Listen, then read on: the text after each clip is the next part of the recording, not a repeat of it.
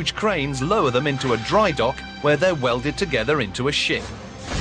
The act of putting the first prefabricated section of ship into the dry dock is ceremoniously referred to as keel laying.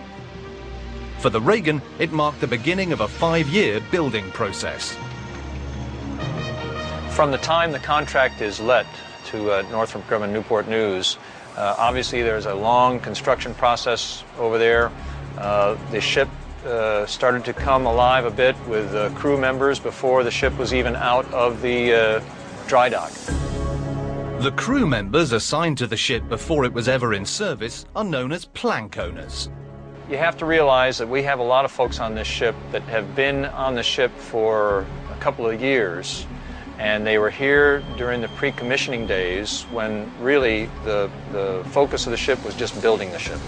Something different than most of these sailors are trained to do, something totally out of the ordinary. The plank owners were there to find efficient ways for the Navy to utilize the ship's spaces. In the later phases of the build, plank owners actually outfitted the Reagan with many of its fixtures. In the last year, a good number of their challenges for the crew and for the shipyard were to finally make the ship habitable so that the crew could actually move aboard and live on board. As a Nimitz-class carrier, the Reagan's basic design has changed very little from that of the first Nimitz-class carrier built back in 1975. And while there are no drastic eye-catching modifications, the ones that do exist set the Reagan apart as a very effective war machine. Starting at the top, the Reagan's island is the first major design change in US Navy islands since the 1960s. It was actually built with a lot of unused extra space so that it would have room to house unforeseeable technologies of the future. Who knows what they're going to need in half a century? The new island also provides better functionality for the people on board. We added a lot more space behind the captain's chair, and that will allow our conning officers to get a better idea and a better picture of what's going on in flight operations as opposed to the other bridges. One of the most significant modifications to the Nimitz design is below the waterline. One of the main modifications is bulbous bow. It's a feature on many ships throughout the world. We put that on this carrier so that the bow of the ship would be a little more buoyant. And of course, for launching and recovering airplanes, especially launching, we need to make sure that that bow wants to spend a lot of time up level with the horizon in a pitching deck scenario. So the bulbous bow gives us a little more of that buoyancy. Because it's a little longer, it gives us a little bit extra speed at each bell setting as well. So the Reagan has some prime capabilities, but a lot of that potential is not known until the ship is put through a battery of tests, known as shakedown procedures. And you just run the ship through its paces. You run it hard, a lot of flying going on, and you just exercise the ship and kind of shake it up to see what's working, what's not working.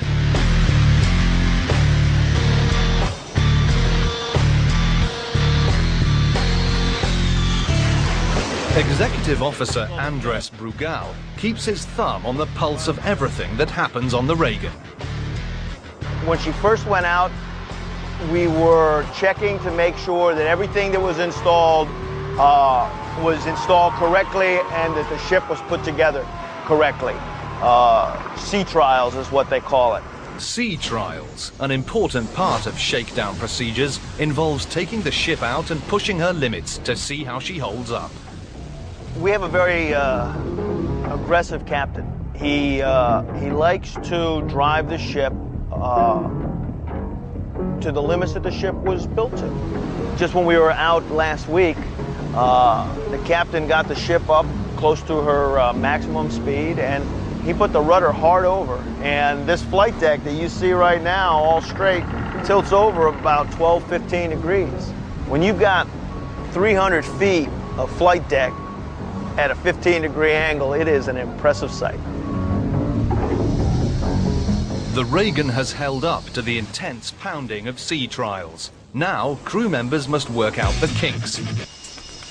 This is done through the rote repetition of drills. What's that running down your back? Juice! Juice! What are we?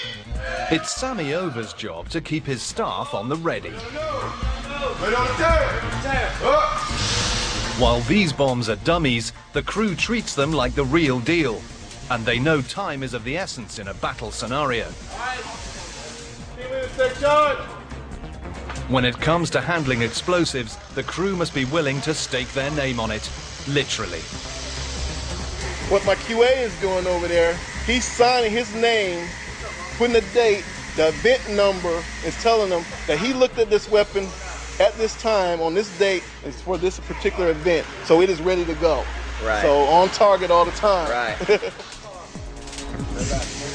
While ordnance personnel refine their duties below decks, another procedure is being tackled: taking on jet fuel while at sea.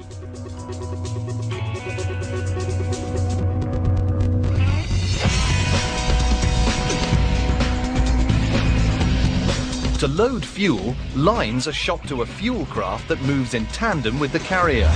Those lines are used to move giant hoses across to the ship where the fuel is pumped in. When its tanks are topped off at full capacity, the Reagan can hold a lot of jet fuel.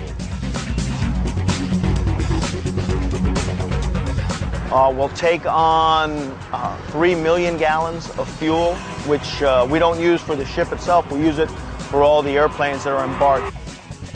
That's enough petrol for an economy car to make about 4,200 trips around the world. Storing over 11 million litres of jet fuel poses a challenge all of its own. Way below decks, in the belly of the beast, is where the storage and distribution of that jet fuel is monitored. So right about now, I'm sitting under the sea. Water is over my head. We're deep down here. So it was scary at first, but I got used to it now, so it ain't nothing to it. A massive network of pipes and valves are used in the dynamic distribution of fuel throughout various storage facilities on the ship.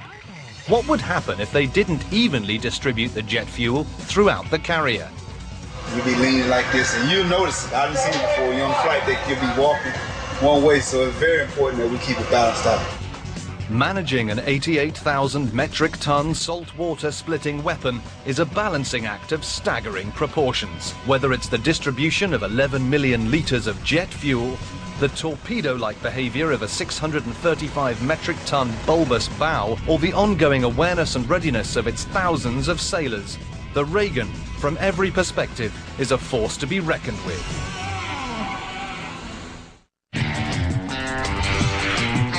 The USS Ronald Reagan. Its open-air flight deck cutting through the Atlantic stands in stark contrast to what's going on just below the surface. What lies beneath are the lower decks and a maze of steely corridors. For these sailors, this massive maze is not only something they need to maneuver in, it happens to be their home. Imagine this. You're living with 6,000 other people in this claustrophobic mangle of spaces for months at a time, with nowhere else to go. When it comes to handling the day-to-day dealings with sailors aboard the Reagan, Command Master Chief Kathy Hansen is there with ongoing guidance. When I came in the Navy, I was 18, a punk, and I came in the Navy for direction, and now I can help other sailors, achieve what I've achieved, and it's an awesome thing. People come from all walks of life, so sometimes they have financial problems, sometimes to be away from their kids or to be away from their husband or their wife is very difficult, so we help them get through that. So what is the Reagan like as a home away from home? Well, for one thing, space is at a premium. This female berthing is typical of most of the Reagan's living quarters. A tour of this place is a tutorial in tidiness. This is the coffin locker right here. This is a space that's given to you to see for your locker. And you see how you have to fold